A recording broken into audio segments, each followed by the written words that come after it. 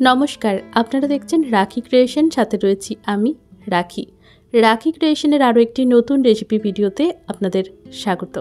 নিয়ে হাজির হয়েছি একটা স্প্রিং রোল রেসিপি, আর এটা হবে পনির দিয়ে। চাইলে পনিরের জায়গায় ছানার ব্যবহারও করতে পারেন। কিভাবে করব চলুন দেখে নিই।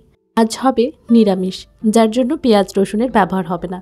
কাঁচা লঙ্কা, ধনেপাতা, টমেটো, গাজর, ক্যাপসিকাম নিয়েছি। এদিকে সেদ্ধ করে রাখা আলু আর বেশ অনেকটা পরিমাণেই পনির নিয়ে নিয়েছি।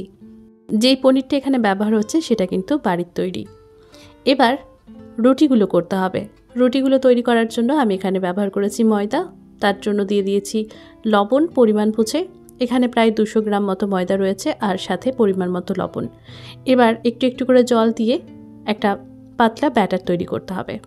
সুন্দর করে ব্যাটারটা তৈরি হলেই রুটিগুলো আমাদের একদম পাতলা পাতলা আর সুন্দর সুন্দর তৈরি হবে। তাই খুব ভালোভাবে মিশ্রণটাকে আগে রেডি করতে হবে। চেষ্টা করবেন কোনো রকম লাম্পস যাতে না থাকে সেদিকে খেয়াল রাখার। এবার আমরা তৈরি করব পুরটা। পুরটা তৈরি করার জন্য অল্প একটু তেল দিয়ে তার মধ্যে দিয়ে দিলাম গোটা জিরে।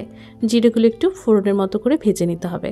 জিরেগুলো যখন একটু সুন্দর সুন্দর করে ভাজা হয়ে যাবে তখন আমরা দিয়ে দেব গাজর, ক্যাপসিকাম, বাকি যে সমস্ত উপকরণ রয়েছে এক এক করে দিতে থাকব।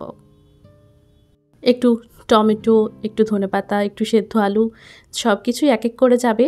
তবে আগে এই সবজিগুলোকে একটু ভেজে নিতে হবে। এর ফলে কি হবে, সবজিগুলো খুব তাড়াতাড়ি সেদ্ধ হবে আর নরম হয়ে যাবে। সবজিগুলো একটুখানি নাড়াচাড়া করার পরেই দেখবেন পরিমাণে অনেকটাই কমে গেছে। ধনেপাতা এবং কাঁচা লঙ্কা সেগুলোও দিয়ে দিলাম। সমস্ত কিছুর সাথে গন্ধটা কিন্তু একদম মিলেমিশে যাবে। দিয়ে দিচ্ছি পরিমাণ মতো লবণ, দিচ্ছি রঙের জন্য একটু হলুদ। এবার ভালোভাবে মিশিয়ে নিতে হবে। স্বাদটাকে ব্যালেন্স করার জন্য দিয়ে দিলাম একটুখানি চিনি। চিনি যদি পছন্দ না হয় খাবারের মিষ্টি স্বাদটা, তাহলে কিন্তু অ্যাভয়েড করতে পারেন। তবে 2-4 দানা চিনি যদি ব্যবহার হয় তাহলে কিন্তু স্বাদটা একদম ব্যালেন্স হয়ে যায়। ভালোভাবে রান্না করে মিশিয়ে নিলাম। সবজিগুলো যখন একটু কমে কমে আসলো তখন এবার সেদ্ধ আলুটা দিলাম। এবার আলুটাকে বাকি সবজিগুলোর সাথে একবার ভালোভাবে মিশিয়ে নিতে হবে। খুব বেশিক্ষণ আর এটাকে রান্না করার প্রয়োজন নেই, একটুখানি মিশিয়ে নিলেই হয়ে যাবে। পনিরটাও নিলাম। এবার ভালোভাবে বাকি উপকরণগুলোর সাথে পনিরটাকেও মিশিয়ে দিচ্ছি। বাজারের পনির হলে সেটাকে গ্রেট করে রাখতে পারেন, সেটা দিয়ে মাখিয়ে নিলেও সুন্দর হবে। এবার দিয়ে দিচ্ছি একটা ভাজা মশলা, যার মধ্যে ছিল জিরে, শুকনো লঙ্কা, একটু ধনে আর ছিল এলাচ, দারচিনি। সব কিছু ভালোভাবে ভেজে গুঁড়ো করে নেওয়া হয়েছিল, সেই মশলাটাই দিয়ে দিলাম। এবার ভালোভাবে নাড়াচাড়া করতে করতে মিশিয়ে নিলাম। এদিকে পুরটা তৈরি হয়ে গেছে, এখন অপেক্ষা ঠান্ডা করার। তৈরি করব রুটিগুলো। তার জন্য কড়ার মধ্যে বেশ অনেকটা পরিমাণেই জল গরম করতে দিয়েছিলাম। এবার একটা তাওয়ার মধ্যে হালকা একটু তেল ব্রাশ করে নিতে হবে। এরপর 1 চামচ মিশ্রণটা দিয়ে ভালোভাবে ঘুরিয়ে নিতে হবে তাওয়ার মধ্যে।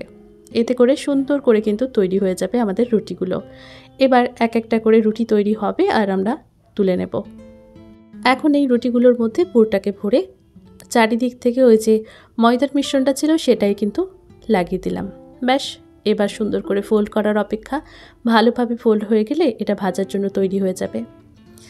একটা একটা করে ফোল্ড করতে হবে, আর একটু টাইট টাইট করে ফোল্ড করবেন, দেখবেন কোনোভাবেই ছিঁড়ে যাবে না। যদি মনে হয় প্রথমে একটা ফোল্ড করার পর যে ছিঁড়ে যাচ্ছে, তাহলে বুঝতে হবে রুটিগুলো আপনার অনেকটাই মোটা হয়ে গেছে, সেই কারণে ছিঁড়ে ছিঁড়ে যাচ্ছে। একটু পাতলা পাতলা করে রুটিগুলো তৈরি করলে সেই সমস্যাটা কিন্তু হবে না। এভাবেই একটা একটা করে যতগুলো আমার মোটামুটি হবে সবগুলোই তৈরি করে নিতে হবে। আমার এখানে সবগুলোই তৈরি করা হয়ে গেছে। এখন এটাকে চাইলে আপনি ফ্রিজে ঘন্টাখানেক রেখে এটাকে সেট করে নিতে পারেন, বা নর্মালি রেখেও কিন্তু সেট করতে পারেন। আমি এখানে 10 থেকে 15 মিনিট মতো হাতে সময় নিয়ে এটাকে একটু রেস্টে রেখেছিলাম। এবার ভাজার জন্য তেল গরম করে নিয়েছি। তেল খুব ভালোভাবেই গরম হয়ে গেছে, আর তেল গরম হওয়ার পরেই কিন্তু দিতে হবে। প্রথমে একটা দিয়ে আমরা দেখে নেব যে ঠিকঠাকভাবে সেট হয়েছে কিনা, না হলে কিন্তু খুলে যাবে ভাজার সময়। সে কথা মাথায় রেখেই একটা প্রথমে দিয়ে পরবর্তীবার কড়াইয়ের জায়গা অনুযায়ী তেল যেমনটা আছে সেই অনুযায়ী এটাকে ভাজতে হবে। এভাবেই বাকিগুলোকেও একটা একটা করে ভেজে নেব। ব্যাস, ভাজা হয়ে গেলে গরম গরম একটু টমেটোর কেচাপ বা সবুজ চাটনি বা যা কিছু আপনার পছন্দ সেই সমস্ত কিছু দিয়ে কিন্তু এটা পরিবেশন করা যেতে পারে। আমার এখানে নিরামিষ স্প্রিং রোল কিন্তু তৈরি হয়ে গেল। প্রত্যেক দিন আমিষ দেখাই বলে অনেকেরই একটা ডিমান্ড ছিল যে আমরা কি বাদ? না না, আপনারা বাদ কেন থাকবেন? আপনাদের জন্য নিয়ে হাজির হয়েছি আজকে নিরামিষ স্প্রিং রোলের রেসিপি। এটি টিফিনেও কিন্তু দেওয়া যেতে পারে বাচ্চা থেকে বড় সকলের।